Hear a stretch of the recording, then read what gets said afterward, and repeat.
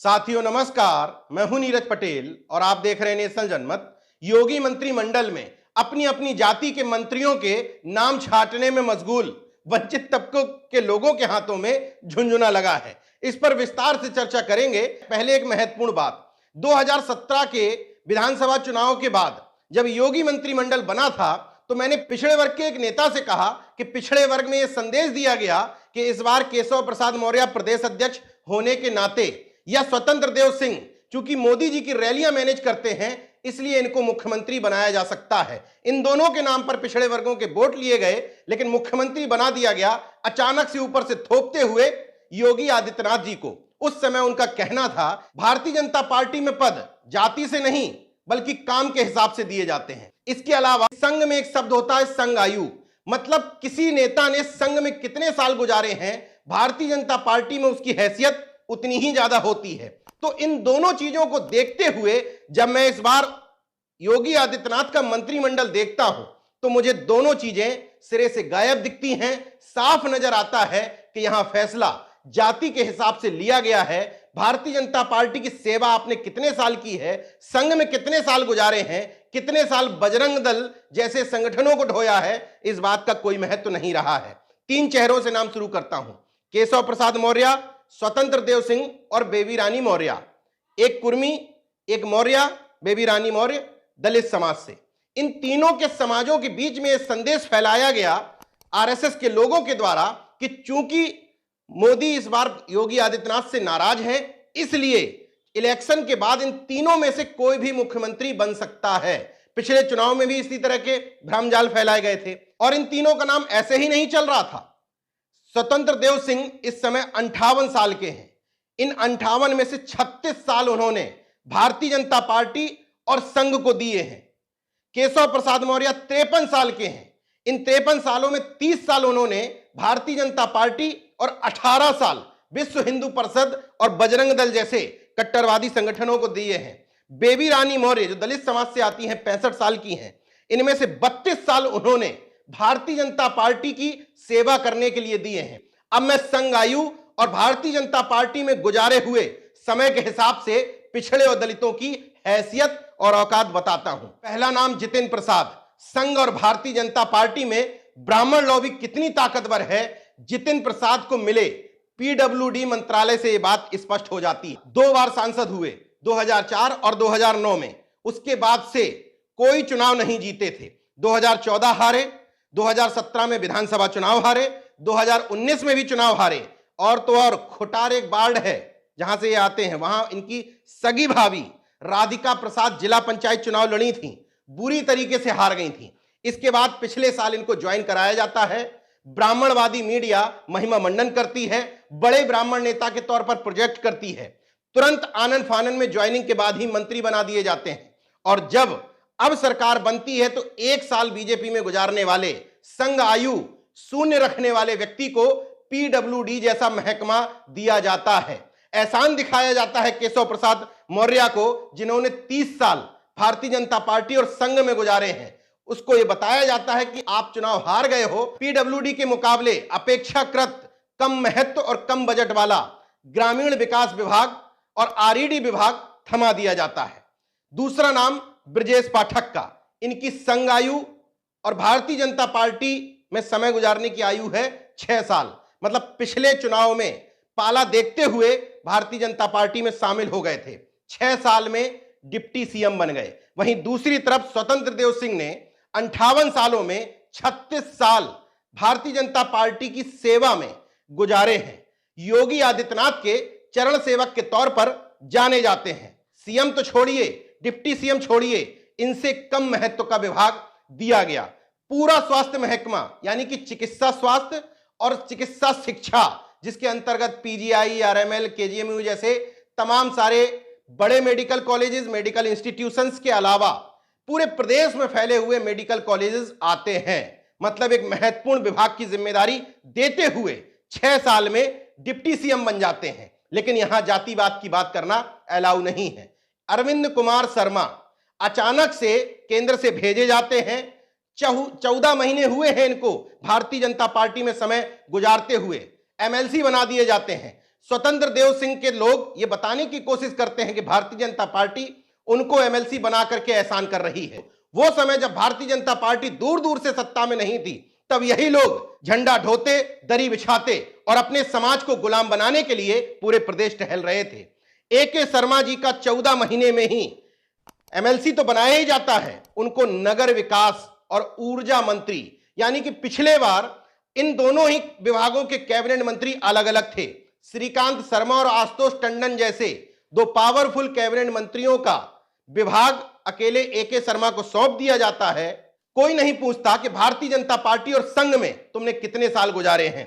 बेबी रानी मौर्य, इनका सम्मान नहीं बल्कि बेहद अपमान किया गया है। अगर आंख कान खुले हो तो समझ लीजिए कि शायद मेरी नजर में यह पहला मौका होगा जब किसी नेता को राज्यपाल जैसे, यानी कि महामहिम जैसे पद पर बैठालने के बाद उसको महज कैबिनेट मंत्री बना दिया जाए। उत्तराखंड की राज्यपाल रह चुकी हैं बेबी रानी मौर्य, 32 साल से भारतीय जनता पार्टी में हैं और अपने लोगों को समझा रही हैं कि आपके लिए सपा बसपा से बेहतर भारतीय जनता पार्टी है।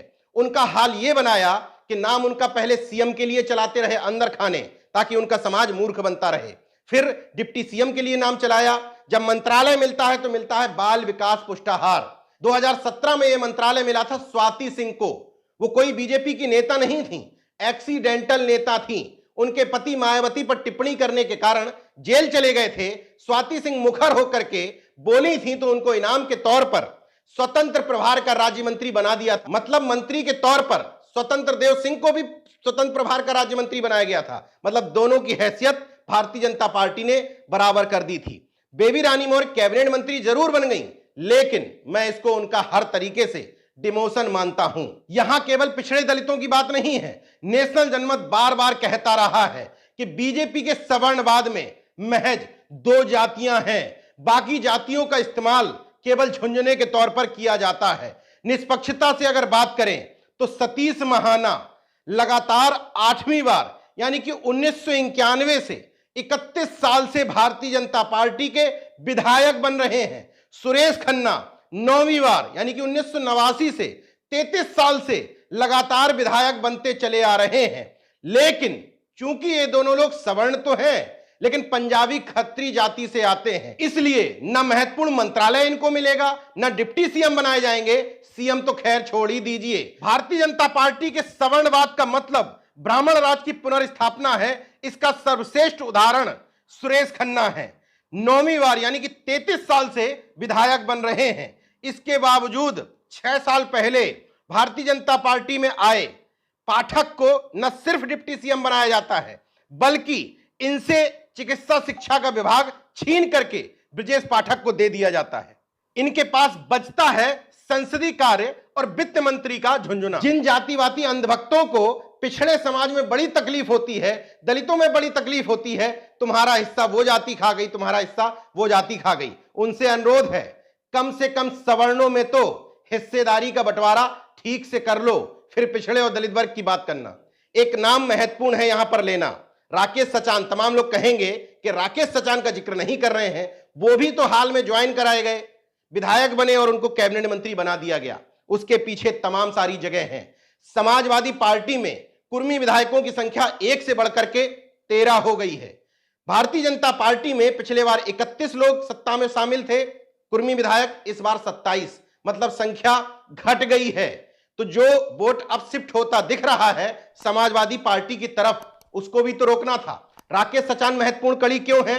क्योंकि उस पूरी बेल्ट में, सचान कटियार निरंजन वाली बेल्ट में, न सिर्फ उनकी रिश्तेदारियां हैं बल्कि धाकड़ और दबंग नेता माने जाते हैं। इसके अलावा जो सबसे महत्वपूर्ण बात है, समाजवादी पार्टी से विधायक रहे, इनकी पत्नी जिला पंचायत अध्यक्ष रही और ये सांसद भी रहे।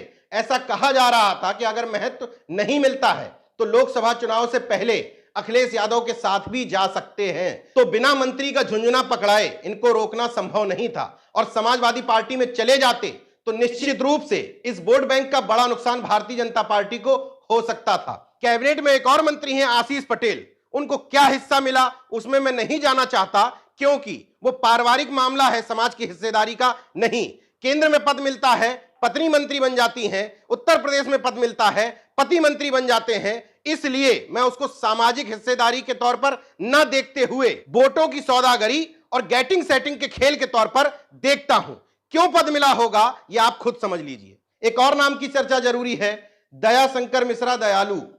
भारतीय जनता पार्टी में 6 साल गुजारे हैं इन्होंने, राज्य मंत्री स्वतंत्र प्रभार बनने में कामयाब हो गए हैं। प्रतिभा शुक्ला ने भी 6 साल गुजारे हैं। मतलब ये सब मौसम वैज्ञानिक हैं। 2017 में भाग भाग करके भारतीय जनता पार्टी में आए थे। 6 साल में ही ये भी राज्य मंत्री बन जाती हैं। उच्च शिक्षा मंत्री बनाए गए हैं योगेंद्र उपाध्याय, पहले हुआ करते थे पंडित दिनेश शर्मा। इनको जिम्मेदारी दी गई है कि दिनेश शर्मा जी के मिशन को आपको आगे बढ़ाना है। कौन सा मिशन? छांट छांट करके असिस्टेंट प्रोफेसर में ब्राह्मणों की नियुक्तियां आपको करनी है, जो काम अधूरा छोड़ गए दिनेश शर्मा जी। अब असली खेल देखिए, क्योंकि विपक्ष इस बार बढ़ा है और लोकसभा चुनाव बेहद नजदीक है, तो कैबिनेट में विभिन्न जातियों को एडजस्ट करना था। भले ही उन्हें चूरन टाइप के मंत्रालय दिए जाएं, लेकिन कैबिनेट मंत्री का तमगा देना था। तो खेल देखिए, स्वतंत्र प्रभार राज्य मंत्रियों के लिए महत्वपूर्ण महकमे रख लिए गए। आबकारी विभाग, कैबिनेट मंत्री कोई नहीं है। स्वतंत्र प्रभार का मतलब होता है कि उस मंत्रालय का कैबिनेट मंत्री कोई नहीं होता है, वो सीधे सीधे मुख्यमंत्री से संबद्ध रहते हैं। नितिन अग्रवाल अच्छे मौसम वैज्ञानिक माने जाने वाले नरेश अग्रवाल के बेटे हैं। हाल फिलहाल में समाजवादी पार्टी से बीजेपी में पहुंचते हैं। आबकारी जैसे विभाग के राज्य मंत्री स्वतंत्र प्रभार बन जाते हैं। दयाशंकर सिंह परिवहन विभाग के स्वतंत्र प्रभार राज्य मंत्री बन जाते हैं। सहकारिता विभाग बेहद महत्वपूर्ण मंत्रालय माना जाता है। पिछली बार इसके कैबिनेट मंत्री बनाए गए थे। इस बार इस मंत्रालय को स्वतंत्र प्रभार के राज्य मंत्री को सौंपा गया है। जेपीएस राठौर सीएम के सजाती हैं। दिनेश प्रताप सिंह को भी स्वतंत्र प्रभार राज्य मंत्री बनाया गया है। उद्यान, कृषि विदेश नीति, कृषि विपणन जैसा महत्वपूर्ण मंत्रालय सौंपा गया है। इन तमाम सारे जातिवाद को देखने के बावजूद अगर आपको लग रहा है कि आपके समाज के किसी व्यक्ति को जो मिला है वो भारतीय जनता पार्टी का एहसान है, तो आपसे मूर्ख कोई नहीं है। इस्तेमाल 30, 32, 35, 36 साल तक किया जा रहा है। उनके समाजों का वोट बैंक लिया जा रहा है। इसके बावजूद उनको वो वाजिब हिस्सा सिर्फ इसलिए नहीं दिया जा रहा है कि ये समाज इतना मानसिक गुलाम हो गया है कि उसको जो मिलता है उसको एहसान मानता है। केशव प्रसाद मौर्य के तमाम सारे गुलाम ये बताने की कोशिश कर रहे हैं कि इस बार डिप्टी सीएम ही बना दिया, वही बहुत बड़ा एहसान है। तो ठाकुर समाज से आने वाले पुष्कर धामी को उत्तराखंड में हारने के बाद भी सीएम बना दिया जाए तो एहसान नहीं है। 6 साल गुजारने वाले बीजेपी में ब्रजेश पाठक को पहले कानून मंत्री और अब डिप्टी सीएम बना दिया जाए तो यह एहसान नहीं है। क्योंकि समाज जैसा होता है वैसा ही वो नेता निर्मित करता है, और नेता जैसा होता है वैसा ही उसका समाज रिएक्ट करता है। क्योंकि इन तीनों में या तमाम पिछड़े दलित नेताओं में हैसियत नहीं है कि वहां ये कह दे कि हमारे साथ अन्याय हुआ है। पहली चीज, उनको गुलामी का एहसास ही नहीं है। वो भी आंख मूंद करके हर चीज स्वीकार करने के लिए तैयार हैं, तो उनके भक्त तो महिमा मंडन के लिए तैयार बैठे ही है। अगले वीडियो में विश्लेषण करूंगा कि ये तमाम सारे बदलाव समाजवादी पार्टी यानी कि विपक्ष के आगे बढ़ने की वजह से हो रहे हैं। देखते रहिए नेशन जनमत, जागरूक और सजग बने रहिए। जय विज्ञान, जय संविधान, जय लोकतंत्र। धन्यवाद।